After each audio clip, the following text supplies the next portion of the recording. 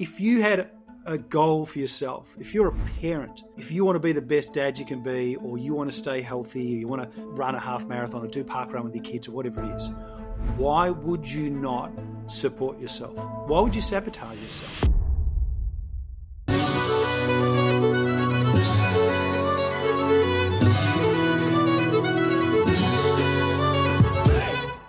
Paul Watkins, you madman. Welcome. Greeting, VT. I have been referred to as the mad scientist. I take it as a badge of honour. I think that's okay. I've been called work. Yeah. You are a mad scientist, but not in the way that people think about. So you're a scientist, you're a pharmacist by trade, right? But you've also done a bit of building, you've been a property developer, an entrepreneur, you're a public speaker. I met you on the circuit. But you have this kind of hobby of doing mad shit. I think that's the technical phrase. Yeah, that's about spot on. Yeah, it is. So talk to us. So you do trail running, climbing, all sorts of stuff, and you've done expeditions on 7 different continents, which is pretty freaking cool. Talk us through the highlights of those. Where do you start? Look, I to give people some context, I think to begin with is that I'm not an elite athlete. I like to get that clear out front. Like the glasses are fairly thick. I'm below average height. I'm a nerd, like full through and through. Chess club, debate club, theatre club, the whole lot in high school, like you name it. And I really got into running purely because it was the only sport I could do. I was in high school where you had to do competitive sport, train 2 nights a week, compete in the weekends. I'm too small for footy, too short for basketball, too unco for cricket. So you do cross-country running. And that got me into running. Flash forward, into a career and you do the usual thing. You're busy building businesses, doing all the things, and the health gets pushed to the side, pushed to the side, pushed to the side, until you get a wake-up call one day where you go, hey, guess what happens if you die with the most money? You don't win. You're just dead, and that's it. So I decided that I really needed to do something about that because it was going to have an ending that wasn't really great. Like I was very successful, but what else? Well, my life had no other dimension or colour to it. So I went and did a very basic trek in Nepal purely as a way for escapism from the corporate world. And I loved it. I loved how it made me feel. And I came back and went, well, what's next? And I went and did the Kokoda track. My grandfather fought in Rebel in New Britain, just north of there in World War II. So I went and retraced his footsteps. And I did the Kokoda track. I loved it and went, well, what's next? And just started to iterate, no plan. Just, well, the next hardest thing would be this. And the next hardest thing would be that. And a few years down the track, next thing I know, I was catching a flight on this Russian Aleutian military cargo jet out of the southern end of... They are. Oh my God! Yeah, and we're not talking. Mr. Watkins, 12B. 3 rows down the left. It's like get in, find a wooden bench seat on the right. Between all the cargo that's strapped in the middle, and hang on. And we flew 6 hours from Punta Arenas in southern South America into Patriot Hills in Antarctica, and I got my passport stamped at Patriot Hills in Antarctica. Caught a flight on a Twin Otter out to base camp. It was myself, 3 other people, and a lead guide. And we were there to climb the Vincent Massif, the highest peak on the Antarctic continent, unsupported, just us and what you brought. And, I was a complete noob. I said to the guide, what's the time zone here? And he's like, mate, the sun never goes down here. Like there is no time zone. We climb for 12 hours. We sleep and we eat and we get up and we do it again until the job's done. And this was way back when it wasn't very commercial. There was no fixed ropes. There was no, it was just, we're going to tackle that head wall. Yeah, nothing. It was just, we're going to tackle that head wall until we get to the top of it. And it takes as long as it takes. And how much climbing experience had you I'd had only done at this point? 3 reasonable climbs. I'd done Mera Peak in Nepal, which is a mountain, but the Nepalese refer to it as like a small hill. Like it's about 6,000 meters, but very basic, really a touristy kind of thing. You can walk up and down it, that's fine.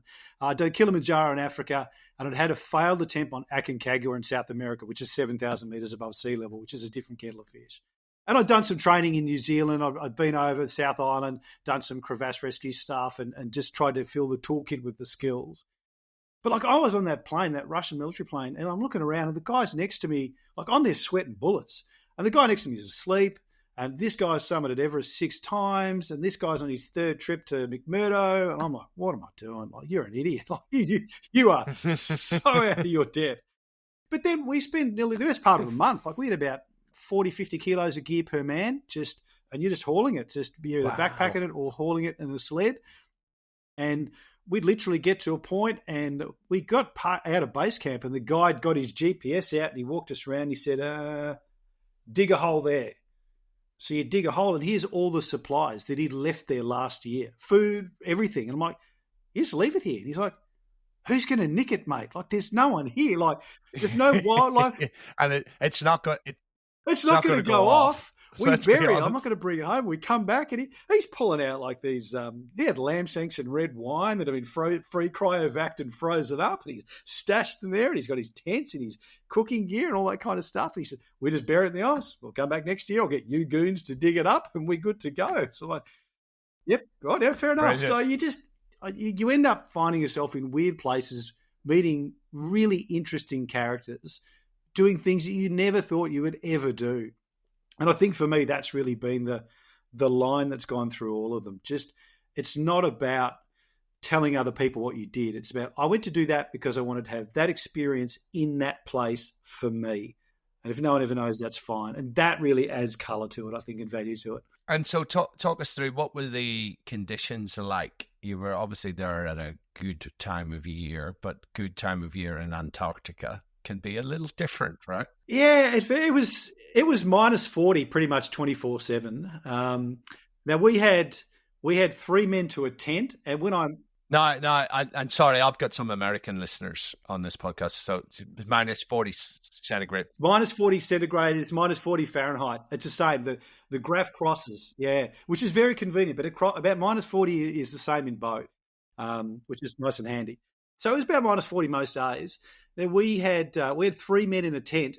Now in the tent, the amount of room is, if PT needs to go for a leak and it's howling outside and he can't go, then the other two of us are just going to roll over and give him a little bit of room to do what he has to do, and then we'll all roll back and have a really uncomfortable conversation.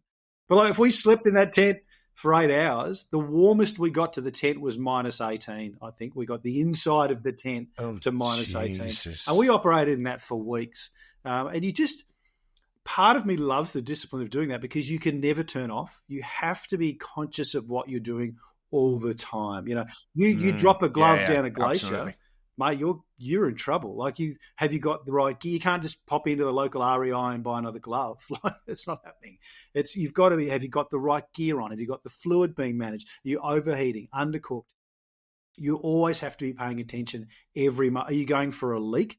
Okay, have you got your boots on properly? Do you know where you're going? If it's a whiteout, do you know how to get back? Just everything. Minor simple things require total focus 24/7. And I find that really fascinating, just as a scientific experiment, to see, can you have your mind in that space all the time? So you got 24-hour sunlight, which sounds really great until like day 4 or 5, and your brain is like, what the hell is going on? Like, it really started to throw your brain out after a while. Like, it seemed really cool the first night, but after a few days, it was just, I can't sleep. You don't know what time of day it is. You don't know what day it is. It became quite weird to have your system completely and utterly thrown out like that. Yeah, and what most people don't realize is lots of your cells run off circadian cycles. And you've been so if you're getting up in the middle of the night and it's bright as, tell me this: for something like that, what's more challenging? Is it the physicality or the mental side of things? I always revert to the mental side of things. Physically, it's extremely difficult, as you would expect. And in all those expeditions, you know that there will be a point where your body says, you can get stuffed. We're not doing this. Like, we're just burnt. We're not doing it anymore. And then it really is about having the mindset and the framework upstairs to go, well, no, we still have to execute because we're still here. Particularly in an expedition like that, you can't leave. You can't go home. You can't quit. I was about to say, when you have no opt-out, it's amazing what human beings are capable of when they can't say, yeah, I'm absolutely. done. And like, you can say you're done, but you're like, well, particularly for us, we're doing in both that expedition and in Denali in Alaska, you're roped up for glacier travel. So you're in rope teams of 3 or 4 people. There's no I. And either we can all do it or we all can't do it. But there's no, well, Steve can do it, but Paul can't. So Paul will sit down and wait. No. We're together. Everyone is focused on everyone else. And I know you guys met each other in an airport hangar, at Talkeetna in Alaska a week ago, but now you're tied together. And if one of you screws up, someone might die. So I really need you to pay attention. and I really need you to trust each other because this isn't a game anymore. So I find it is a very delicate balance. You've got to bring the toolkit physically to be prepared, but you have to have your mental game really on point, and it has to stay on point all the time. And that doesn't mean you're David Goggins the whole time. There's a lot of gallows humor and there's a lot of dark laughter and all that kind of stuff because you have to balance it out. So no one's getting up and going, full Goggins all the time. It's really a balance of we've got to respect their environment. We've really all got to deliver. We're allowed to have a laugh along the way as long as we all know we're doing what we need to do. And that gallows humor is extremely important, right? In those dark situations. And people, I remember doing helicopter search and rescue and doing my first gig and putting dead bodies into the aircraft. The gallows humor was a little bit shocking to me initially. But then, it's a coping strategy, right? For that sort of stuff. And particularly when you're in shitty situations, the ability to just laugh at each other and laugh at the ridiculously of your situation and the fact that you chose to be there, right? It's the stuff that just keeps you going. It is. Like we were Aconcagua, which I mentioned in South America. The second time I was there, we got to a camp, and there's a Camp 3, which is the second highest camp. It's called Helicopter Camp. And when you get there, there's there's two helicopters just strewn across the landscape, and everyone ties their tents down to it. So what had happened a few years earlier, a Polish team had got stuck, called the Rangers for help. The Rangers sent a chopper up. The chopper crashed. Everyone died. They sent a second chopper. That crashed. And then the Rangers said, stuff it. You're on your own. Figure it out. We're not sending anyone else up there. So you're up there and, it's 6,000, there's probably 5,500 metres above sea level, that camp, tying your tent down to like rotor blades and half an engine block. And just, you're doing that going, this is ridiculous. You've got to be kidding me. But these are the environments you're in. And I love part of that fact that it is so removed from everyone else's sense of normal that when you come home, you've been completely recalibrated. And maybe that doesn't mean you integrate to society well when you get home quickly. But your perspective of what's normal and what's difficult and what constitutes hard has now been completely recalibrated. And I think that's what serves you extremely well for the rest of your life, whether you go do something like that again or not. Yeah, 100%. The other thing I wanted to tap on that you mentioned was that level of trust. I remember having a conversation with Reg Crawford, who's a good mate of mine. He's ex-Lieutenant Colonel SAS. And we were talking about a high-performance teams model for Pat Lencioni, and right at the bottom of it's trust. And he had introduced me to it, and he said, PT, you're going to love this, because he says you'll see so much of what we had in the military is in that model, that level of deep trust, right? So in organizations, I often say, if we've worked together for a decade, we have what's called predictive trust, in that I kind of know how you're going to behave in certain situations and you know how I'm going to behave, and that gives that level of trust. But this deeper trust is based on, peeling back the layers of the onion and seeing into somebody else's soul, right? And I think probably the experience that I had was combat survival and resistance to interrogation training. And the guys that I was on that course with, in particular the guy I was buddied up with, like just the depth of trust and the connection, the human connection that comes out of that. Like, is that something that you found, that those people that you've been on those expeditions, that you could then see them 20 years later and it's just like, bang, it is. Yeah, it works in two ways. I mean, one is I can predict how you're going to behave, but I also get a feeling for when you're not behaving within those bounds. So I go, okay, something's wrong with PT. That's not a normal reaction for him, so that I can then intervene to go, hey, mate, are you all right? Like, is everything okay? Do we need to pull you out of this scenario? Like, you not only know how you'll react, I can identify when you're out of bounds, and I know that, hey, you might need a mate to step in and give you a hand here and see how you're going.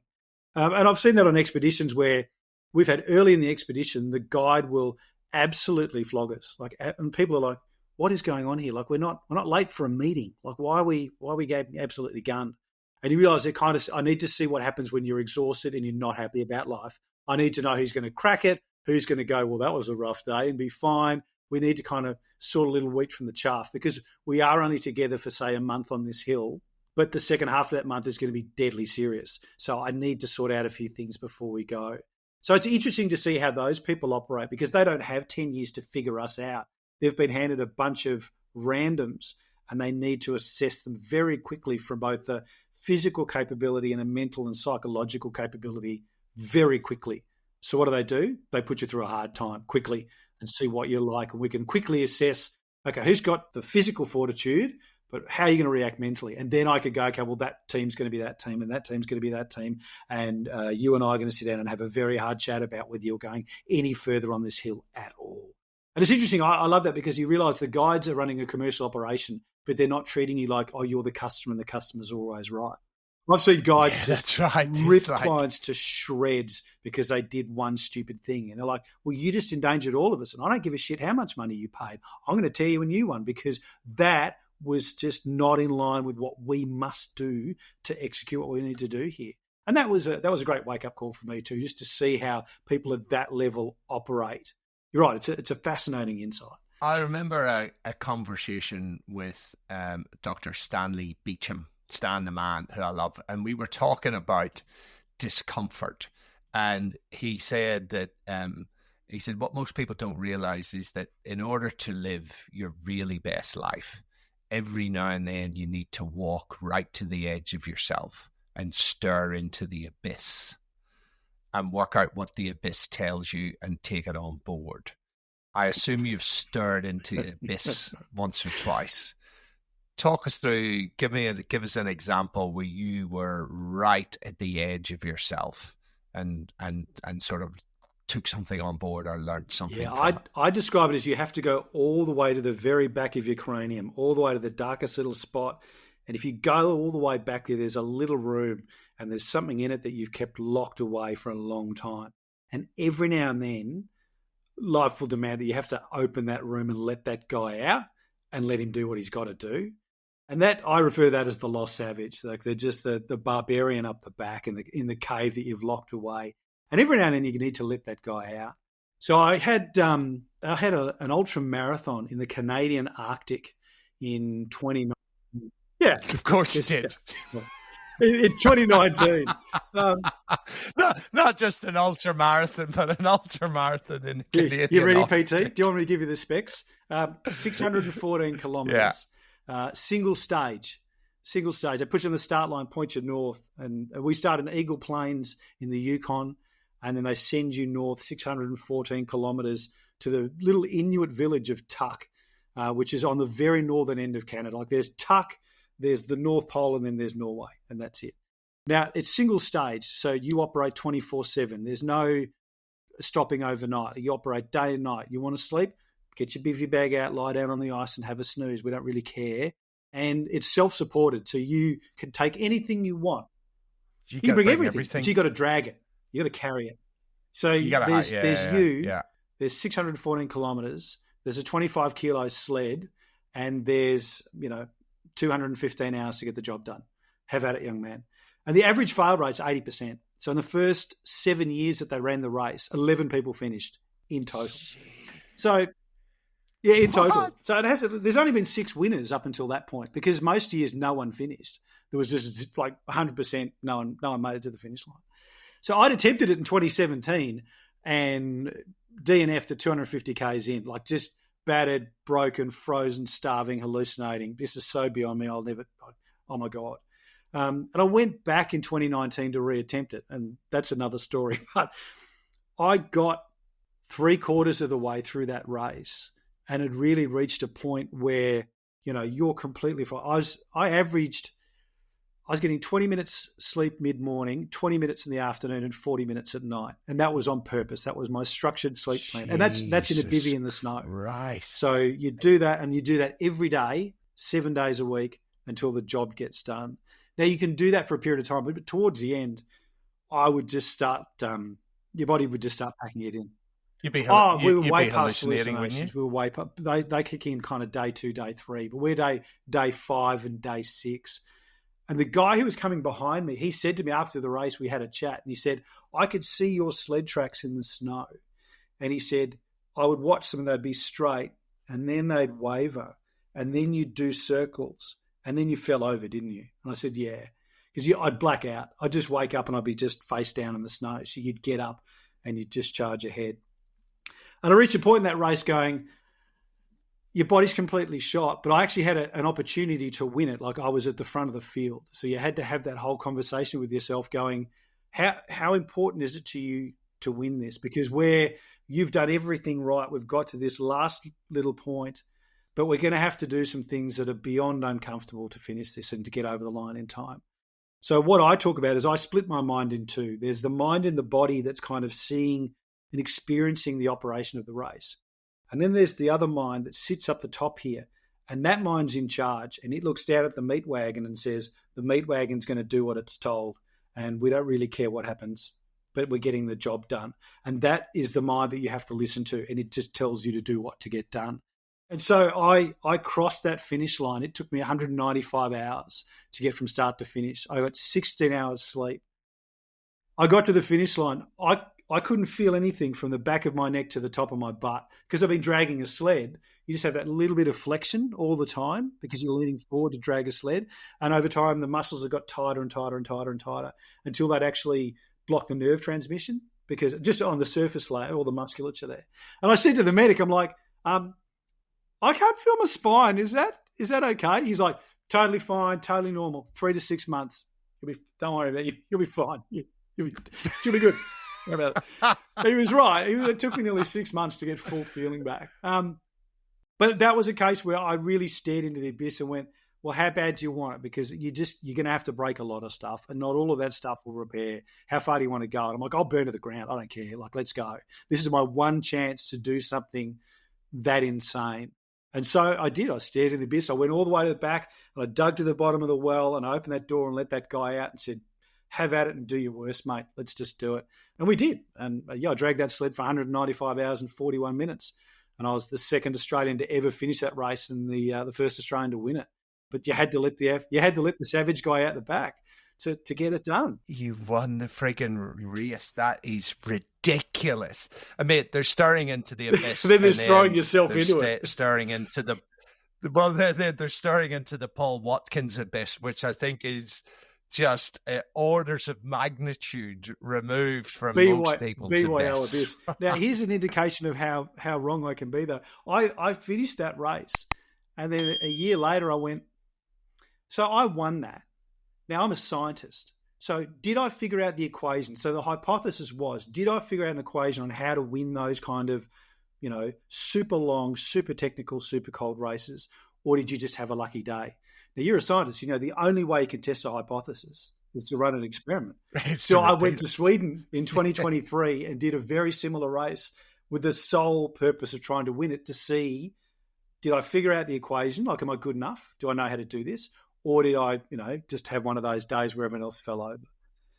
So I went and did a 503-kilometre ultra in the Arctic in northern Sweden last year and tested the hypothesis and, burnt a few neurons and did some synaptic pruning with way excessive sleep deprivation and dragged my sled for 8 days and still on the podium. So again, that's another same thing as just you sleep when you want, but you're it was a different race in the sleeping. sense that it was full backcountry wilderness. So this was in the Laplandian Arctic, so full backcountry wilderness. Like here, there's no map. Here's your GPS.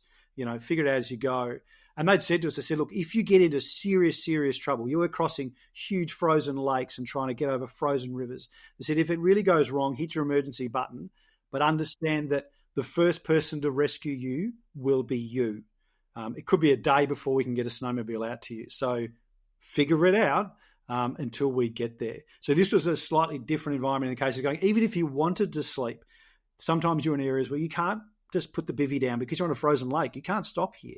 You must get to the other side of the lake, which will take you most of today or tonight or whatever it is. So sometimes the case if you want to sleep, that cool story, you literally can't. You must stay awake until you get to an area where it's going to be safer to do that. So that logistically was a slightly different scenario. And I'd gone there attempting to win it. That original race in 2019, I just wanted to finish it, but ended up winning it. This, I went there with the mindset of I'm going to win this. And that is a very different mental toolkit to bring. And it's a very different set of pressures to place on yourself right from the starting, gun to play it out. And I had a very different experience. I came second in the end, but had a very different experience mentally. I ended up in a very dark hole early on because the race had gone not well for me individually. I was getting whipped. and found myself way down the back of the pack and just in all kinds of dire straits.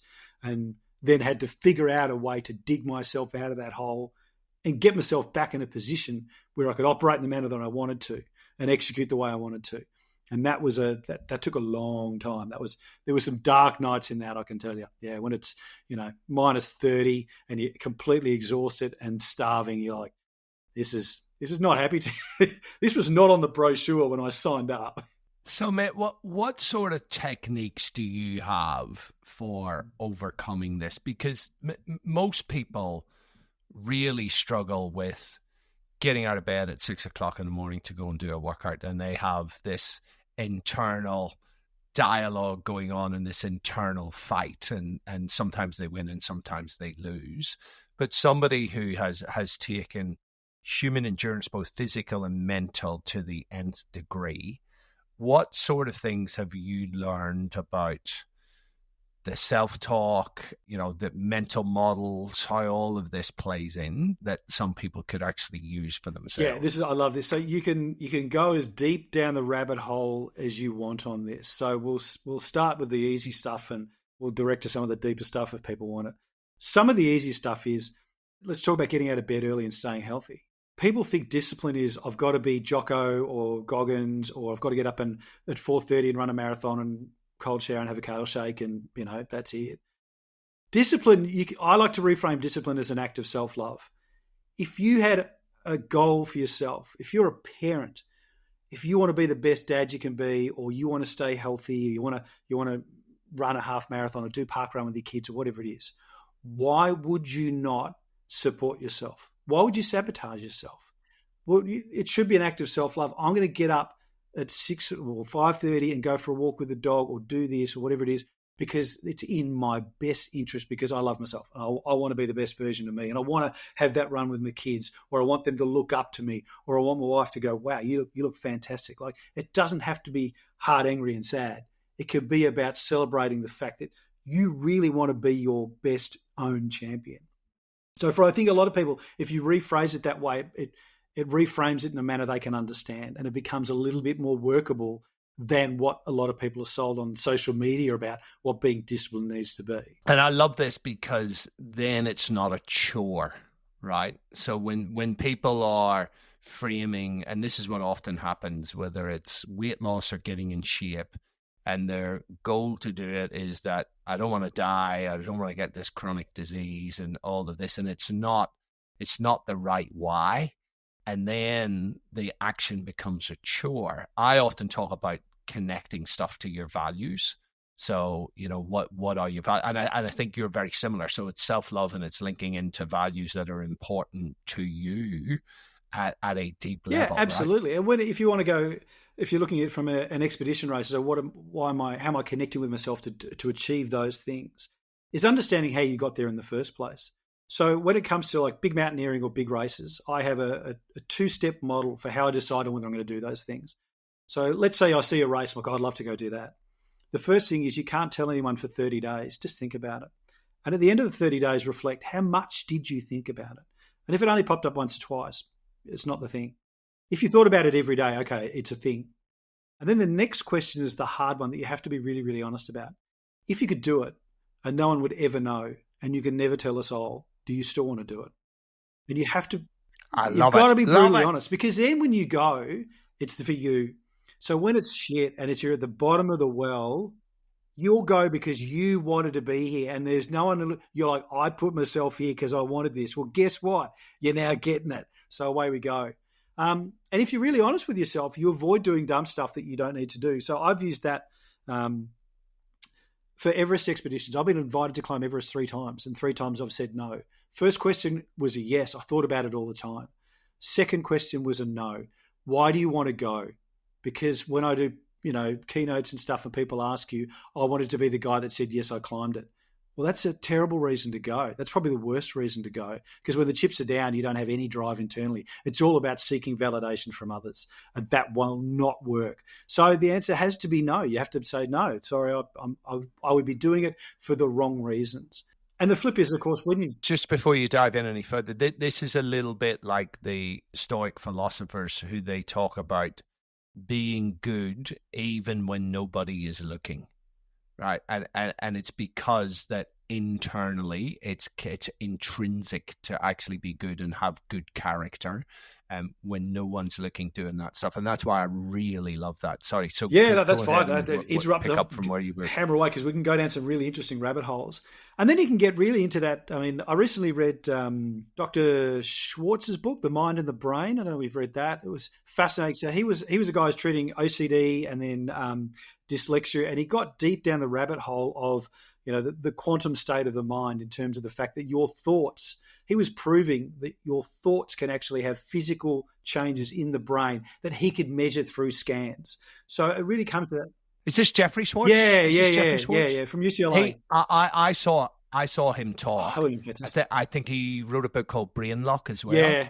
About OCD, because I think he has OCD. Like, as he was talking, I'm like, fuck, dude, you've got OCD. And you solved the Rubik's Cube. He did, right? He did. He was fascinating. His book was fascinating. But he was really getting down that rabbit hole of, and look, he got deep into the quantum physics and mechanics of it. But the high level is this: the talk that you have in your brain actually will physically change the structures of your brain. So if you're having the kind of discussions you want, then you're going to get the outcome you want. So for me, in those races, simple things like any time we came past a medic crew or a local, or any time anyone asked you how you were, the answer was, "I'm fantastic. This is great."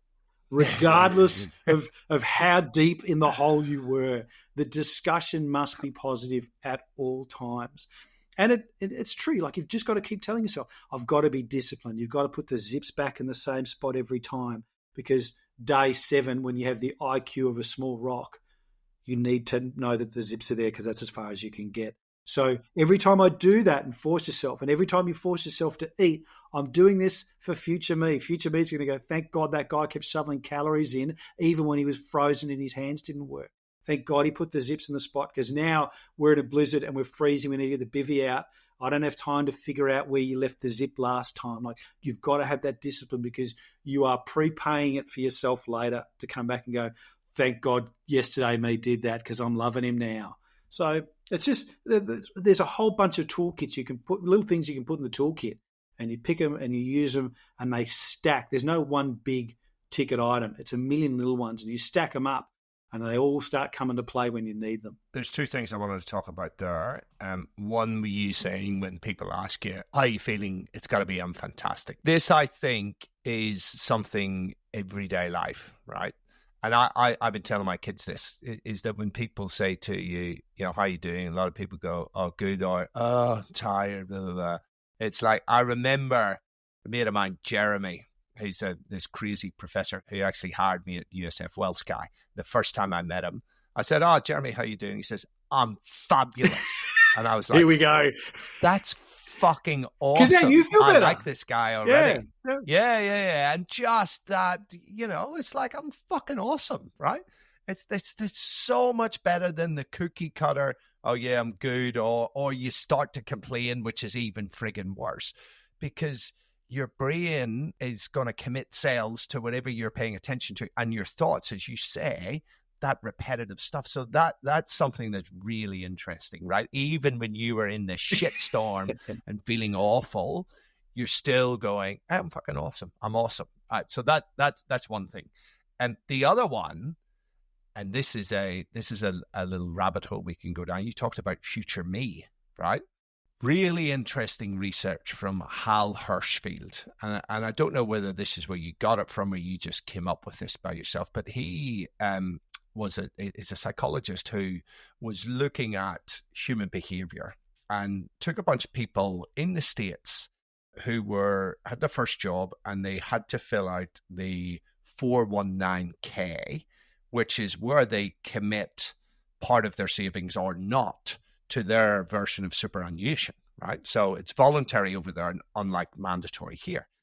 And what he did was, everybody went through that scenario but had to wear virtual reality goggles, and they saw themselves actually going up to the counter to fill out the form. Half of them saw themselves through the goggles as a hologram of them right now, and half of them saw themselves as a hologram of them at retirement age. And the people who saw themselves at retirement age committed more than double the amount to their savings of the people who actually saw them as themselves. And it was that whole idea of imagining your future self and doing good for your future self. So that was really interesting that you talked about doing those zips and eating for future me. Where did you come up with that concept, and just dig into it a little bit? Yeah, it's a bit of both. I partially came up with it through training for ultramarathons, and part of it I completely stole from someone else. So the ultramarathon stuff is, I look at training as a prepayment of hurt for future events. The more hurting I get done in training, when I turn up to the event, oh no, I've already prepaid the pain. Thanks, no, I paid earlier, so I've only got a little bit left. Train hard, compete easy. Yeah, right? That's it. You can only fight like you train, mate. So for me, I'm out running. I'm prepaying so much stuff here. This will be great. Future me's gonna be really happy. And then I heard it, and it was on. I think it was Chris Williamson's pod, and I can't remember who he was interviewing. Might have even been Jimmy Carr. Just, do something today that future you will thank you for. So that tomorrow you will wake up and go, I'm so glad he went to bed early. I'm so glad he didn't eat that. Or I'm so glad that he got that job done that we've avoided for ages. So just that idea of do something today that future you is going to thank you for. You just stack them. You just keep stacking those things up. And all of a sudden, every day you're waking up going, we're ahead. We're already ahead. I haven't even done anything yet, and I'm ahead. And it becomes a very different mental discussion. And that, going back to that mental discussion of saying you're fabulous and what have you, the other advantage of that is it becomes a weapon that you can use if you're a competitive athlete. So I had a case of one of those races where I'd caught the lead bunch, and I looked at the guy in front of me, and his harness was just slightly off. And the sleds that we use, we have clips that hold the sled bag in place. And one of his was undone and just trailing behind the sled. And I looked at it and went, I'd never accept that. That's undisciplined. He's tired. Right. That's a different discussion. So now I know that when I catch up to him and see him and look him eye to eye, I'm going to put on an absolute show of how good I feel. And you'll believe it, because you've been saying it to yourself the whole way. You don't have to make it up. But now you can actually use it as a tool on the offensive. And this guy's looking at you going, crap, he looks great. And he's all limbo. It's a tool in the toolkit that you can use to bolster yourself proactively, or you can use offensively if you're competitive, to go, we can use this. Our competitors see nothing but cohesive discipline from the outside. Regardless of what's happening under the water, all they see is that cohesive discipline. And it annihilates them. And it leaves you streaks ahead. So it really is that mental discussion. And then reframing some of that hard stuff as you're going to be really happy about this tomorrow. And in fact, if you do even more, you're going to be even happier tomorrow. How happy do you want to be tomorrow? Let's just stack it up and we'll go from there. And do you tend to bring that mindset into your personal life now as well? Or do you just bring that out as a really sharp tool to use when you need it the most? I think if you're serious about it, you can't separate the two, and I don't think you should. I think you either that's your philosophy of how you operate, or it's not, because it's not the kind of thing you can just flick on and off. It's a continuum that you will turn the dial up or down, but if you're serious about it, if you've really practiced it and embedded it, you can't turn it off. You can put it down to 1, and sometimes you've got to turn it to 11, but it's not something you just go, oh, I'll be disciplined when I need to. No, that's not how that works, as you would well know. Like it's either how you operate or it's not. So for me, I try and embed modus operandi. Exactly, yeah. That's how you operate, and if it's such an effective tool for the times that are difficult, why wouldn't you embed it all the time to make the easier times easier? Like it's the tide that rises all boats. Like it's the tool you bring to every job. So why wouldn't you have it operating all the time and just adjust the dial? Like, if you're having fun with your kids and you're home with your wife, whatever, you probably don't need to go full discipline mantra. But you can still be aware that my kids watch me every day and they see how I talk to myself, to them, to my wife. Dad's getting sweaty on the bike again because he does it every day.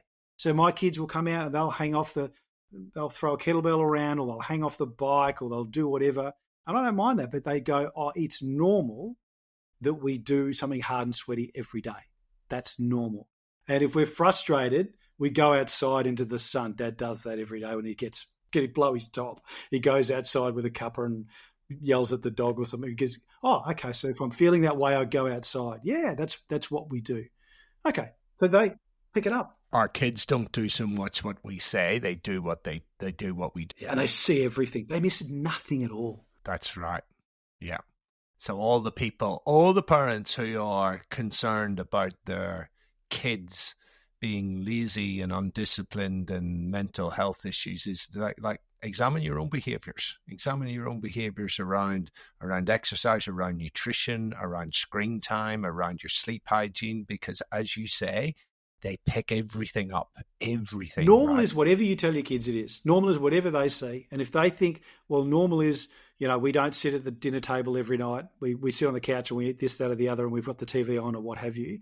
That's like our kids. Normal is family dinner, 7 nights a week at a table, no devices, no screens, no nothing. And that's normal. So that's just what we do. That's how we act and how we operate.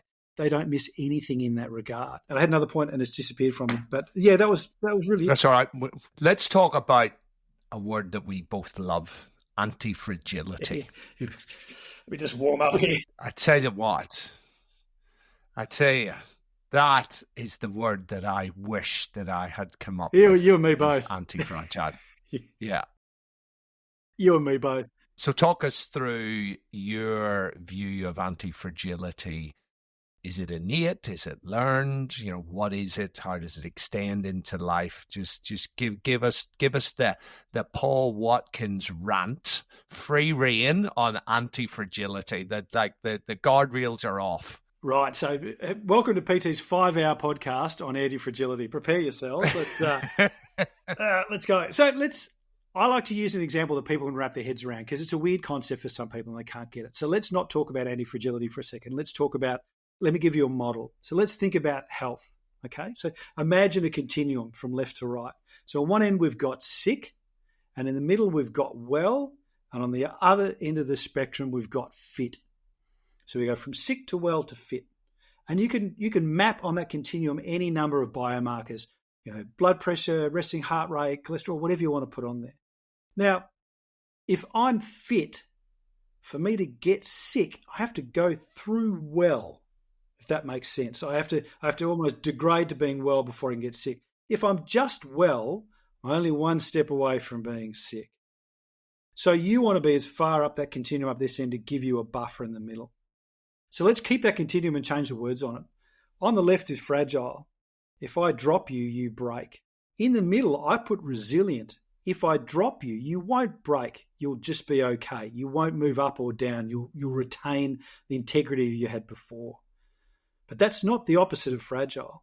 The opposite of fragile is I drop you, and not only do you not break, you actually get stronger because of the experience. And so that's where I want to be. How do I get in that cohort of people who the harder it gets, the better they get? And most people have that buffer. For them to be fragile, they have to go all the way through being resilient and get all the way back. So my argument is that resilience is really important, but it's leaving an enormous amount of money on the table. We've missed the entire upside of the discussion of it's not enough to survive. You want to be thriving. Because if you're resilient, you're only one step away from being fragile. And it's a continuum because you move, and that's okay. There will be times when you're anti-fragile and times when you're just resilient and times when we're fragile, and that's part of the human condition. That's okay. But if your continuum only goes from fragile to resilient, you've cut off half of the opportunity for who you could be and what you're capable of. And the discussion is very different. If I'm having a discussion with PT about being resilient and I'm capping it, you can survive this, versus having a discussion about what is the toolkit, what does the mental and behavioral models look like that you will thrive in hard environments. That's a whole different discussion. And then you start having a whole different discussion in your head about what am I capable of? What's at the other end of that spectrum that I haven't even considered yet that I need to open myself up to. So that's where I like anti-fragility. It really takes us away from this just the well-being and resilient conversation to the no. There's a whole other end of the spectrum here. So the discussion isn't, I phrase it this way, the uncomfortable conversation that people won't have is people don't want their lives to be easier. They actually just want to be stronger. That's what they really want. But we spend a lot of time going, I wish this was easier. Or in a corporate environment, how do we make it easier for PT? How do we make his job easier? He doesn't want it to be easier. He wants to be stronger. He wants to be better at it. And if you have that conversation with him, now we're having an entirely different model, an entirely different framework and discussion around that. And suddenly PT is not going, I got better at it because they made it easier and they lowered the bar. I got better at it because I'm better at it. So give me some more. Let's go. Let's see what I can do next. So for me, I think it just opens up this massive conversation about where we go beyond resilience. That's it. There's your 5 minutes. I'm preaching to the choir, I know. Yeah, no. And mate, you are, I'm going to give you a new nickname. You are the hermetic human. Does that make me stupid though? Like... Not at all. So hormesis, are you familiar with the science of hormesis? Yeah. That sublethal exposure to stressors or toxins, which at high levels can kill you, but at low to moderate levels induce stress resistance. And this is what we're talking about, right? Anti-fragility is stress resistance. And I like to talk to people like the athlete doesn't go and train to stay the same or to bounce back and be the same. They train to get bigger, faster, stronger. And that's that stress adaptation that anti-fragility really encapsulates. And I admit, we are in violent agreement on this. I think resilience should not be the end game. The end game should be anti-fragility, stress adaptation, hermetic response, whatever terminology you want to use, post-traumatic growth. Yeah, right? Yeah, absolutely. There is a lot of literature out there about post-traumatic growth, but everybody talks about post-traumatic stress disorder. But I think the critical thing for people, and we've talked about it a lot, is your mindset when you're going into it, right? And that that comes out of the hardiness research about viewing things as challenges rather than threat and loss, and looking for the opportunity for growth and actually leaning into discomfort. It's so well summed up, and you are the kind of walking poster boy for this, but Epictetus said, we must all undergo a hard winter training and not enter into lightly that for which we have not prepared. And he was talking about life. Right? I remind myself that when I'm running in the rain down here in the southwest coast and it's 2 degrees and it's bucketing. Yes. Epictetus would be proud of me. Keep running. Absolutely. But as you say, you're investing in your future. You're prepaying the hurt. But I think what a lot of people don't realize, and this is the thing I've been thinking more and more, is that it's a combination of two things to get to a point of anti-fragility, which is where we should all be. It's a combination of a mindset and all the stuff that you talked about, but it's also about knowing that you can achieve that stuff. And in order to do that, you have to do hard stuff. This is where I believe, and I think you'll be connected with this, is that so many parents are fucking up their kids' lives because they're helicopter parenting them, they're trying to save them, they're rescuing them from discomfort, and you do not grow in the absence of stress.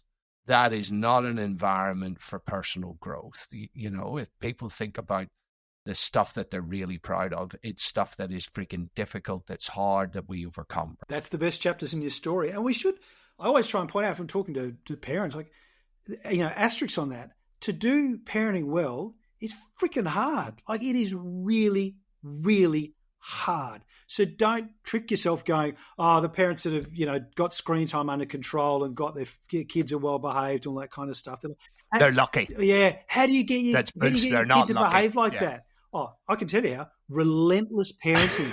Like, that's what I do. It's freaking hard and it's soul crushing some days, but that's your job. Like, you owe it to them to put in that effort. So put in that effort, and it is really difficult, and it's saying no a lot, and it's being not liked a lot. Like I say to my eldest, my job isn't to be your best friend. Like, some days it's to be your worst enemy, mate. I'm sorry, but the answer is no. Deal with all youngest. I'm bored, Dad. Good. What am I going to do? Yeah. All right. Figure it out, mate. You got a room full of toys. We live on 5 acres. Go talk to the sheep. I don't know, mate. Go figure it out. I'm busy. Well done, I'm being bored. It's like that is the exact response that comes out of my mouth when my kids say, "I'm bored." Good. Yeah, congratulations. Now go away. Go and get curious, right? Figure it out, mate. That's the thing.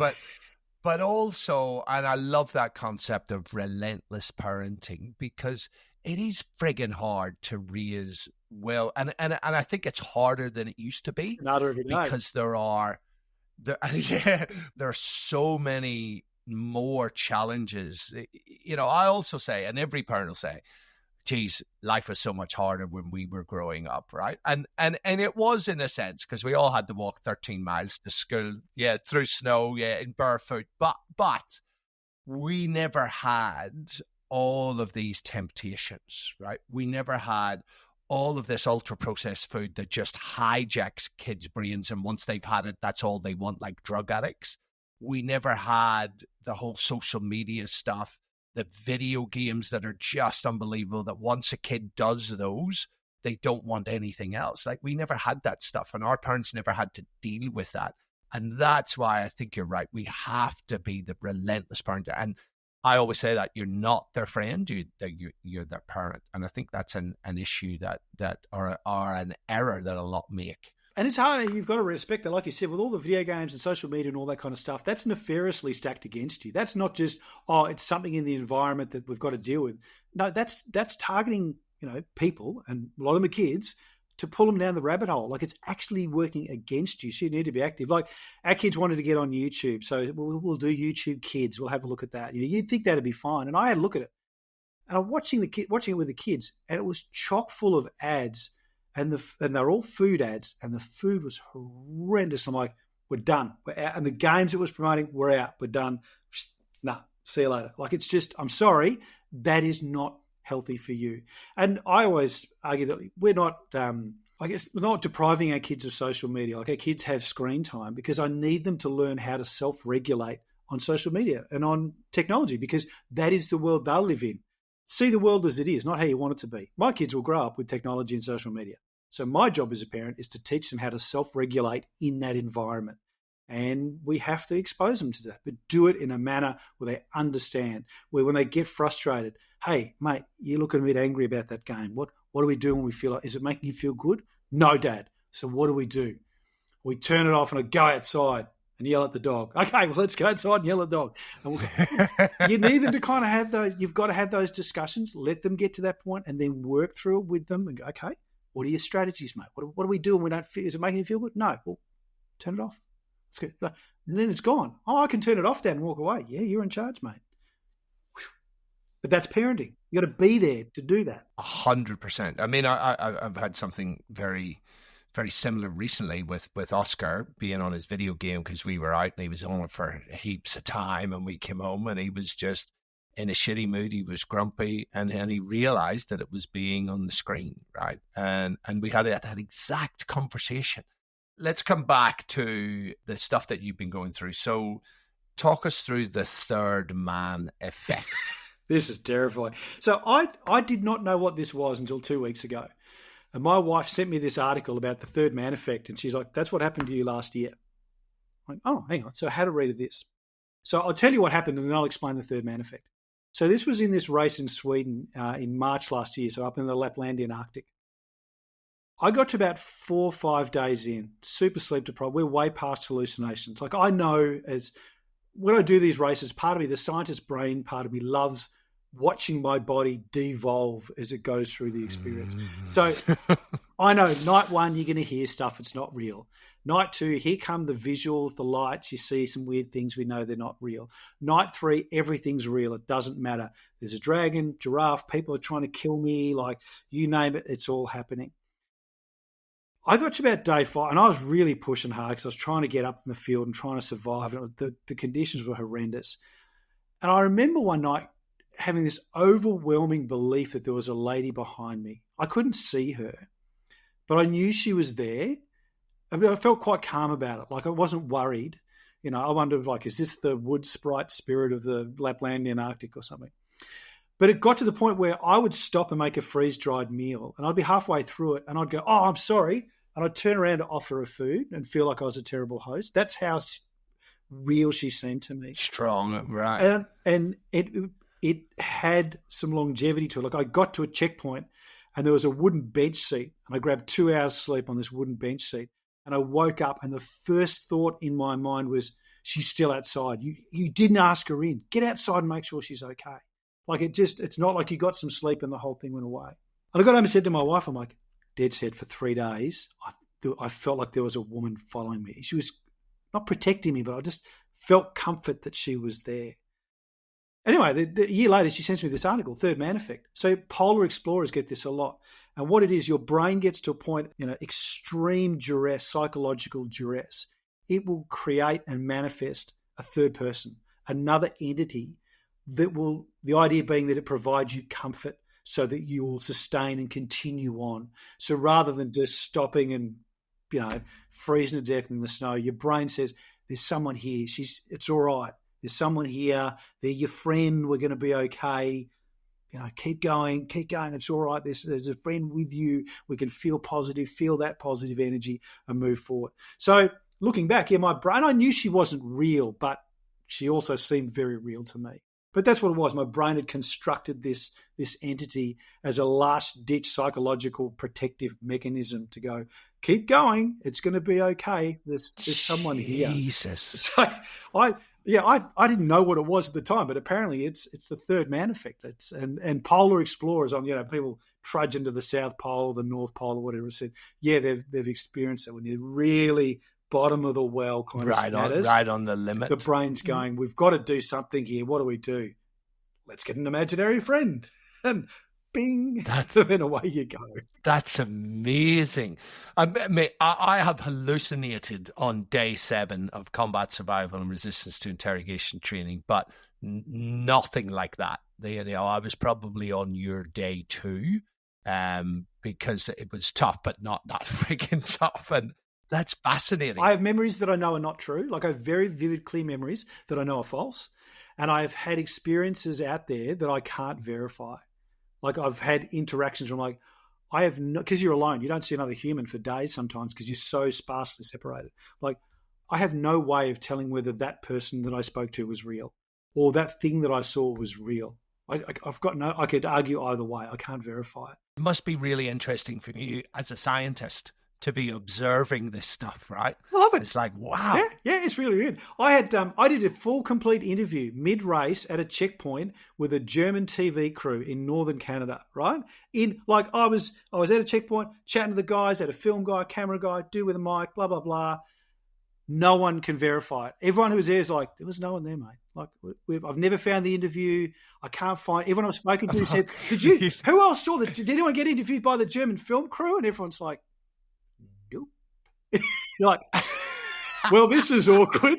Like, okay, this is very awkward. Like, I to this day, I don't actually know whether it happened or not because I can't verify it. Like, no one else saw them. I've never found the interview, but too much. Like, I can picture the 3 guys there. Like, the checkpoint was a shipping container in the Arctic, and I was there getting changed, eating my freeze dried, and there was a cameraman, the guy to mic, and like. I'll go to my grave not knowing if that happened or not. I have no idea. I don't know. Maybe it did. Maybe it didn't. I don't know. That is brilliant. Why were they Germans? I don't know. Like, what's going on in my brain? I don't know. That is brilliant. So, man, this stuff can be addictive, right? What is next for you and like, what's your thought process about this sort of stuff? And is there an end game? What kind of goes through your head when you think about the future state? It's a really important question. Hung my boots up from high altitude mountaineering because I got to the point where I was watching them long line the bodies off, and you're like, you're going up there next. And you're like, how far do you need to go here? Like when you're a single guy, it's different. You can just keep pushing the chips all in all the time. But you get married, you have kids. And I always explain to people, like, I'm doing keynotes and these photos look amazing, but I got the photo.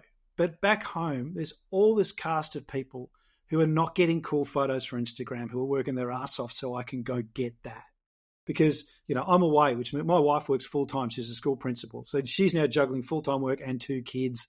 And, my parents are helping out. Her parents are helping out. Like, you've done all this training. And I do a lot of my training at night logistically. It works. But there's still sacrifices that you're not at home because you're off doing epic training runs and all this kind of stuff. So there are people now paying costs for you to do some of this stuff. So I hung the boots up going, I can't just keep pushing the chips all in. But then found I had a weird skill set. Very good in cold weather, very good hauling heavy loads, can go very long periods of time doing that. Is there a place I can use that in? Yeah, Arctic Ultras. Oh, cool. Didn't even know that was a thing. And away you go. And then part of it is, why do you do these things? Well, I do them for me because they're the only vehicle I've found where I can dig all the way to the bottom of the well and see who's there. But for me, it's a very almost spiritual kind of thing. It's a physical thing and it's a mental thing, but it just reminds you when you go out there, mountains don't care about your business card. The Arctic doesn't care what you earn. It doesn't give a stuff how many followers you've got. It's just, did you do the work to earn the right to even attempt this? And then when you're in the middle of it, let's see what you're worth and see what you've got. So for me, there's that experience. But then you get into that thing going, well, now I'm doing these races and I'm pushing to get to the very end. Like there's international fields and I'm pushing to get right on the podium, and that comes at a cost. Like I got back from that Sweden race last year, and for a few months I had trouble with people's names. Like I'd get a surname or a first name, but not a full name. So you're like, I think we might have burnt a few too many neurons out, that sleep deprivation and that extremity. I would like to have seen MRI scans pre and post. Right? Yeah, I wouldn't. I'd be like, it's an empty cavern. There's nothing there. So you go, well, okay, why do you do these things? You're like, okay, it's okay to push yourself and to have that experience in that place. That's really important. But, I'm 49 now and I'm in good nick, and I think I can still operate at the thin end of the wedge for a period of time. But I'm also starting to think now about you need to have a strategy to transition to go, you need to still go and enjoy them. And come away with some gratitude and have an experience that justifies your sacrifice and the sacrifice of those around you for you to do these things. So there's that balancing act, and I'm still navigating that. I don't know what the answer is. I will continue to do stuff, much to my mother's horror. She's like, what's next? There'll be something. There's always something. You're always planning something. There'll be something. But for me, it's a case of make sure that the reason that you're going to make sacrifices and others make sacrifices is a valid one. It's good enough. So, for example, to do another cold race for me doesn't really stack up. I've done 3 major ones. I've podiumed 2 of them. What am I going back to prove? Are you going to learn? Well, probably not. I'm not going to learn much more doing that. Okay, if you're going to go through to that level again, do it in a different environment so that we're back learning again. Otherwise, you're actually, sounds silly. If I go do another 600-kilometre Arctic Ultra, that's a comfort zone for me almost, because I know what to expect and how to operate. So you should go somewhere and do something different, because that's where you'll learn, and that's your job, to keep learning and discovering stuff about yourself. So try a different hard thing. So for me, I'm just trying to navigate that. What's the next hard thing that's the right hard thing and a worthwhile hard thing, but respects everyone in my circle? And I'm trying to navigate that. I don't know what that looks like yet, but I'm enjoying that process, love the process. I always say the start line's a celebration. It's a celebration of all the work that you did to get there. So find the love and the enjoyment and the value in the work. And even when you get to the start line, that's the celebration. You earned the right to be here. Celebrate that and then go execute. Very cool. Very cool indeed. Last question. How do you slow down? Very, very valid question, PT. He's going to plead the Fifth Amendment on this one. I'll let you know. I don't know. Look, I always joke going, I give people who journal and do cold plunges and those, I give them a hard time, tongue in cheek. I don't, I post up today like, I didn't write my journal yesterday. That's now 17,383 days I've missed, in a row. But some people journal with pen and paper. I journal with a pair of runners and VO2. That's my journaling. So for me, sometimes the training isn't just training. That's what I do. That's part of my identity. I get out and I go for a run every day. And sometimes that's very focused because I've got an event coming up. And sometimes it's because that's how I best operate as a human. That's my operating system. So I journal outside with a pair of shoes. Other people journal with a pen and paper. You find your thing. That's okay. So For me, slowing down to Do you find there's a distance where the runner's high kicks in for you? not particularly, no. You know, that kind of cathartic, like chilled out stuff that a lot of runners talk about. I don't run anywhere near enough to find that. No, for me, it's more the environment. So for me, I love, like, if I head out, pre-dawn, because I'm in a rural area, you get out and the sun's coming up and you're running through, there's paddocks and cows and sheep and all that, and you're like, damn, how good is this? Like, you get to do this. You have a functioning body. I'm like, I joke that I'm not elite. Like, I've got chicken stick legs and thick glasses or whatever. But imagine how many people would give anything to be in a position where they could go out and walk that or run that. And you can do it of your own free will. How dare you not do that? So for me, it's more about, I get to do that. And the sun's coming up, and it's a beautiful part of the world. And there's a lot of parts of the world that aren't that beautiful. Shit, it's pretty cool hearing it. So for me, it's really just, if I do 12 Ks, I hear, harps and violins. No, I just get out. And some days it's shit. And some days you're like, mate, how good's this? Like, I don't know whether it gets much better than this, Away we go. How lucky are we? Very cool. Mate, you are definitely the epitome of anti-fragile. We could talk for hours. The Herculean hermetic human. But what I really love is the philosophical insights that you have learnt from being an addict of staring into the abyss, right? People should do it once or twice in their life, but you do it routinely. But just how you've actually taken that and formulated a whole philosophy, but also for helping others with corporates and with school kids. So if there's any principals out there, if there's any corporates out there, Paul Watkins is the guy for your next event. Where can people find out more about you and the crazy shit that you do, but also any offers and lessons that you have? Yeah, so look, paulwatkins.com.au, that's my website. So you can find the high level details there. I'm on LinkedIn a lot. So I post, I write a lot there, and I write on Substack as well. But look, find me primary, paulwatkins.com.au, find me there, or find me on LinkedIn. And from there, you can pick your rabbit hole and go from there. Mate, this has been absolutely awesome. So thank you. My pleasure. Thanks for having me on, mate. I really appreciate it. Yeah, no, it was a wonderful conversation. Absolutely loved it. So I think we'll have to do this again at some stage. If we must, go down a rabbit hole. If we must, we'll solve all the world's problems, mate. Give us another hour, we'd have most of it sorted, I reckon. Indeed. All right, mate. Thanks for your time and have a great day. Cheers, Peter. Loved it, mate. Thanks.